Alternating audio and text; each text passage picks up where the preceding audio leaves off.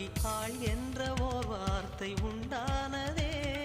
காதல் என்ற மந்திரத்தின் மாயம் என்ன, கல்லும் முள்ளும் இப்போது பூவானதே. வானவில்லின் துண்டொன்று மண்ணில் வந்து யாருக்கும் சொல்லாமல் பெண்ணானதே.